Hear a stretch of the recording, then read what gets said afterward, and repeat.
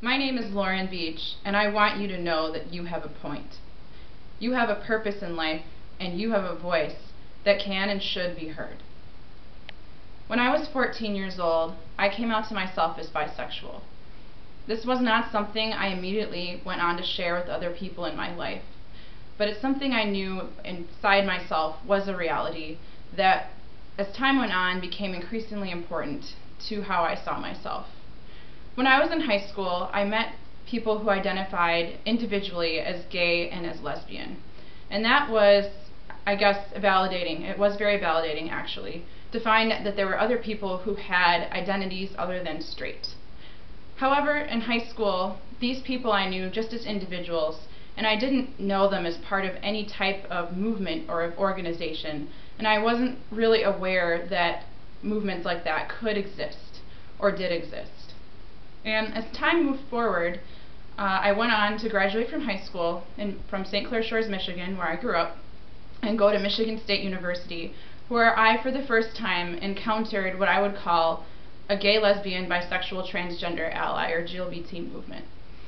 That movement became very important in my life because, first of all, just being aware of it was important because it meant that people like me could have political power and could have organizations that supported and sustained them, the most challenged parts of their identities, which I knew from just my own experience coming out to myself and then to some of my friends in high school was tremendously important for me to be able to move through the world and be successful. However, once I got involved within that movement at Michigan State, I faced some disappointments because I found that not everyone within gay, lesbian, bisexual, transgender, and ally movements was supportive or even believed that bisexual people existed. Despite the fact that the word bisexual was in their name, there was a lot of denial about the reality of people who had this identity and a lot of invisibility. So for several years, I really found myself asking within these movements on campus, what does it mean to be bisexual? What does it mean, what does the daily life of a bisexual look like? And could I really have a bisexual orientation? Because I felt as though even within queer movements, the examples of this didn't really exist. And so I went and I became what I would consider to be a queer activist or a LGBT activist, fighting for equal rights on campus, recognition of domestic partnership benefits, getting gender identity and expression into the anti-discrimination policy at Michigan State, similar fights along those lines, but never really working on bisexual issues because people within the movement didn't seem to know what it meant, and I thought maybe neither did I really. Even though I knew since, for many years I had felt that what I would call bisexual identity, bisexual attraction within my life that caused me to want to participate in these queer movements.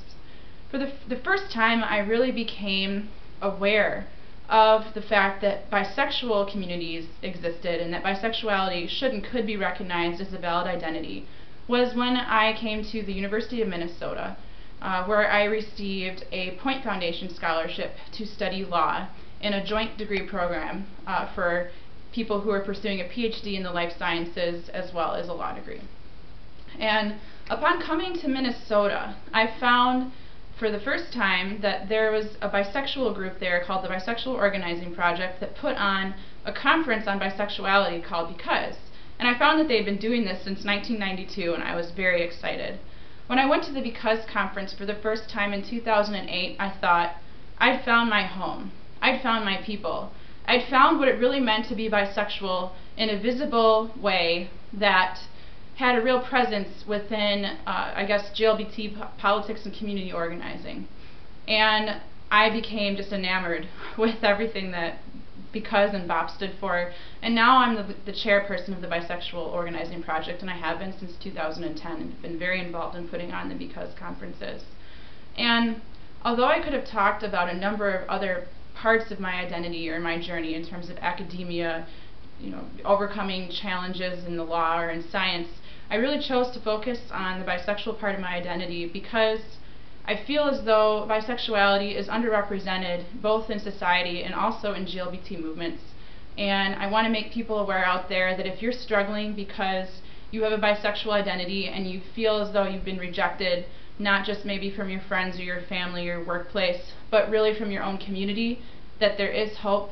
There are people doing the work to make GLBT communities more inclusive of bisexual people, and that you can join us and that you can see yourself in us, and really that there is a place where you don't have to feel isolated, you can feel fellowship, and that you really have a valid identity that can and should be supported.